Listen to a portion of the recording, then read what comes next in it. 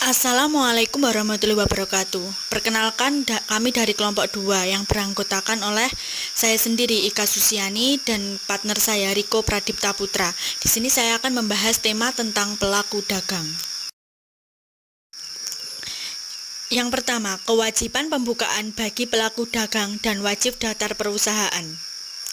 Berdasarkan pasal 5 Undang-Undang Nomor 40 Tahun 2007 tentang Perseorangan Terbatas, pendaftaran wajib dilakukan oleh pemilik atau penerus perusahaan yang bersangkutan. Apabila perusahaan dimiliki oleh beberapa orang, para pemilik berkewajiban untuk melakukan pendaftaran. Apabila pemilik dan atau pengurus dari suatu perusahaan yang berkedudukan di wilayah negara Republik Indonesia tidak bertempat tinggal di wilayah negara Republik Indonesia. Dasar hukum wajib daftar perusahaan. Undang-Undang Nomor 1 Tahun 1995, Undang-Undang Nomor 40 Tahun 2007, dan Undang-Undang Nomor 7 Tahun 2016. Keputusan Perindang Nomor 12 MPP/Kep/1998 yang kemudian diubah dengan Keputusan Memperindang Nomor 327/MPP/Kep/7/1999. Pengaturan Menteri Perdagangan Nomor 37/MDAG/per/9/2007. B. Legalitas usaha atau lembaga perizinan.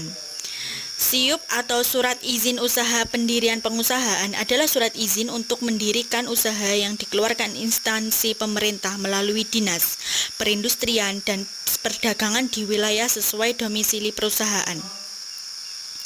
Situ, surat izin tempat usaha adalah izin yang diberikan kepada perorangan, perusahaan, badan untuk memperoleh tempat usaha sesuai dengan tata ruang wilayah yang diperlukan dalam rangka penanaman modal.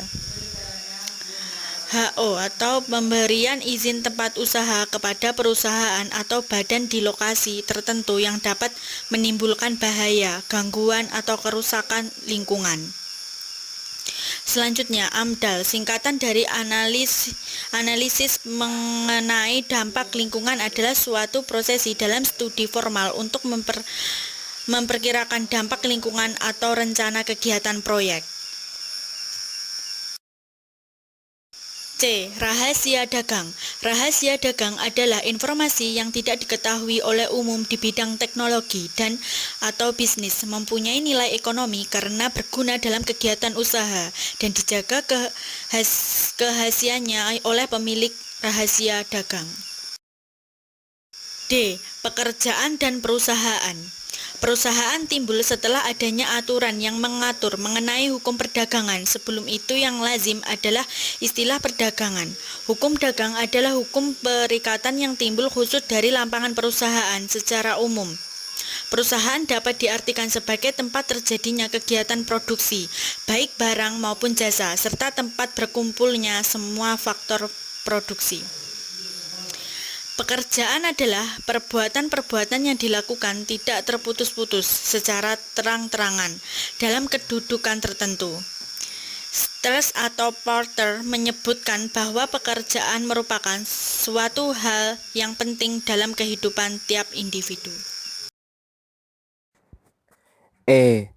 Perantara dagang dan para pembantu dalam perdagangan perusahaan. Pedagang perantara adalah last giving yang kadang diterjemahkan secara berganti-ganti dengan penyuruhan, pemberian kuasa, atau keagenan. Macam-macam pedagang perantara. Bursa dagang. Bursa dagang adalah sebagai suatu tempat pertemuan para pedagang, juragan perahu, makelar, kasir, dan orang-orang lain yang termasuk dalam gelanggang perdagangan. B. Makelar. Makelar adalah seorang pedagang perantara yang diangkat oleh pejabat yang berwenang untuk itu. C. Kasir. Kasir adalah seseorang yang dengan menerima upah atau provisi tertentu dipercaya dengan pekerjaan menyimpan uang dan melakukan pembayaran.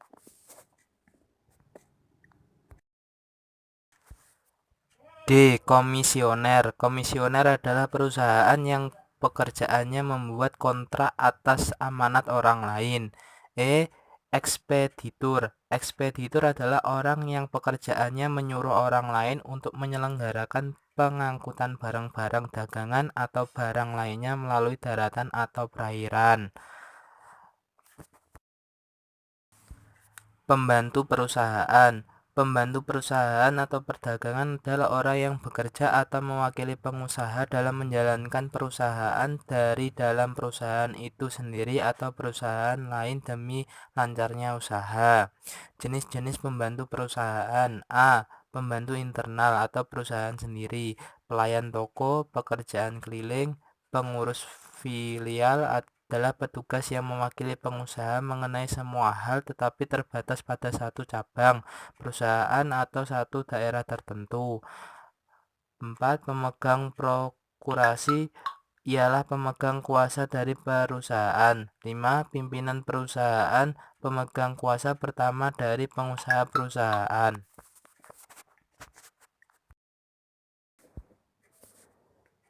B. Pembantu eksternal atau perusahaan lain. Agen perusahaan adalah orang yang melayani beberapa pengusaha sebagai perantara pihak ketiga.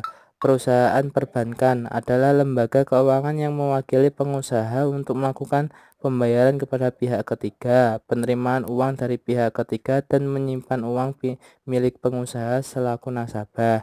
3. Pengacara atau konsultan ialah orang yang mewakili pengusaha ini dalam perkara di muka pengadilan maupun di luar pengadilan. 4. Notaris dapat membantu pengusaha dalam membuat perjanjian dengan pihak ketiga. 5. Makelar adalah seseorang perantara yang menghubungkan pengusaha dengan pihak ketiga untuk mengadakan berbagai perjanjian. 6. Komisioner adalah orang yang menyelenggarakan perusahaannya dengan melakukan perjanjian-perjanjian atas namanya sendiri atau firmanya dan dengan mendapat upah atau provisi tertentu atas order dan atas beban pihak lain. Pasal 76 KUHD. Sekian presentasi dari kelompok kami, kurang lebihnya mohon maaf. Assalamualaikum warahmatullahi wabarakatuh.